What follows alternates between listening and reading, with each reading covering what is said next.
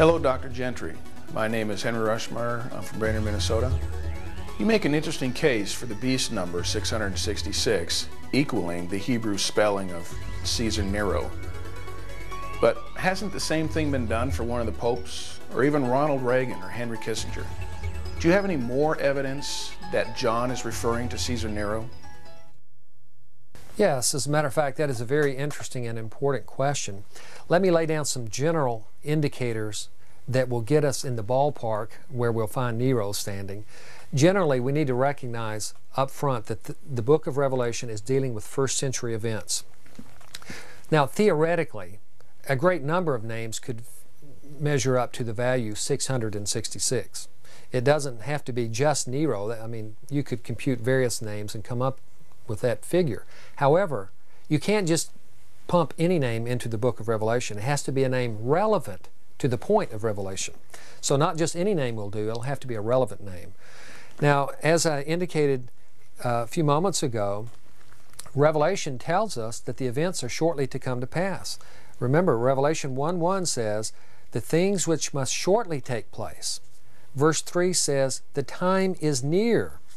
And then when we go to Revelation 22, he ends up saying the same thing. He says, and he said to me, these words are faithful and true, and the Lord, the God of the spirits of the prophets, sent his angel to show his bondservants the things which must shortly take place. And then in verse 10, he said to me, do not seal up the words of the prophecy of this book, for the time is near. The book is bracketed in its non-visionary portions, in its introduction, in its conclusion, by statements. These events are near and they're shortly to come to pass. And so whoever 666 refers to, it must refer to somebody in John's life expectancy, something near. Furthermore, when we read Revelation, one of the first impressions you get from the book is that it was written to 7 churches that existed in the first century. As a matter of fact, in Revelation 1:4, he says, John to the 7 churches in Asia. He's writing to those particular Christians. In verse 11, he says, write in a book what you see and send it to the 7 churches, to Ephesus, Smyrna, Pergamum, etc. He names the particular churches. Now in verse 9 of chapter 1, he says, I, John, your brother and fellow partaker in the tribulation and kingdom and perseverance which are in Jesus, was on the island called Patmos because of the word of God and the testimony of Jesus. Here we find that the church in that day, the 7 churches he's writing to, are in a time of trial and tribulation. Not only must the name be relevant to the first century, but so must we understand that John is dealing with particular Christians under trial and tribulation. Why would he tell them about something to come to pass 2,000 years in the future? They're suffering. They might say, that's interesting, John, but we're dying. We're being beheaded. Our blood is flowing for Jesus Christ. So John is writing them, and he says particularly, I am your brother in and fellow partaker in tribulation. So very clearly, John is dealing with real life issues relevant to the first century.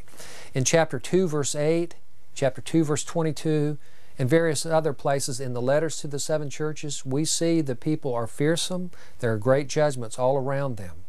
Furthermore, in Revelation 6, the specific question is asked when the 5th seal is opened. He says, I saw underneath the altar the souls of those who had been beheaded for the word of God.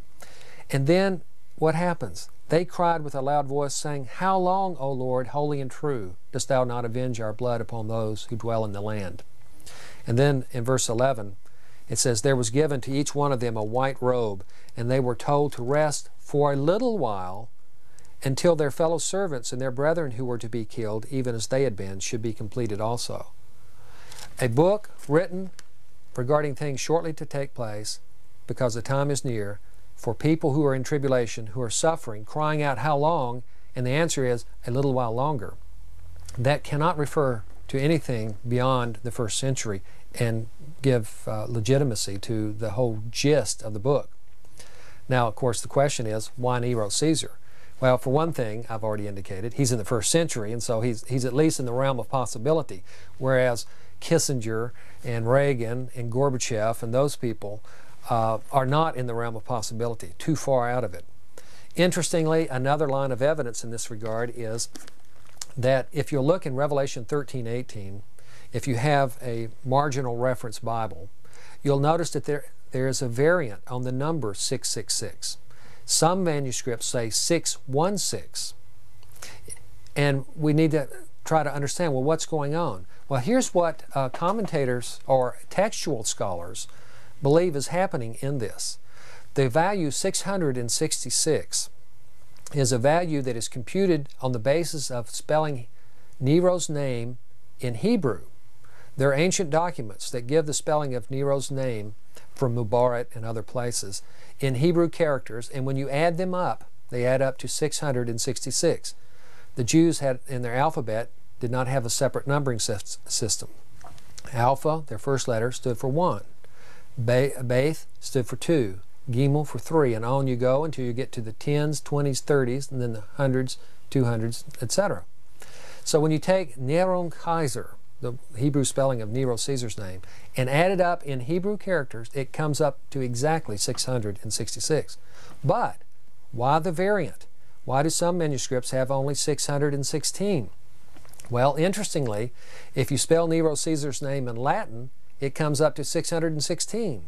So apparently what's happening is some scribe in the early centuries began to change the value from 666 to 616 because the people knew Latin and could make the computation, but people outside of the original sphere of the early Christian Jewish background would not be able to compute with the Hebrew numbers.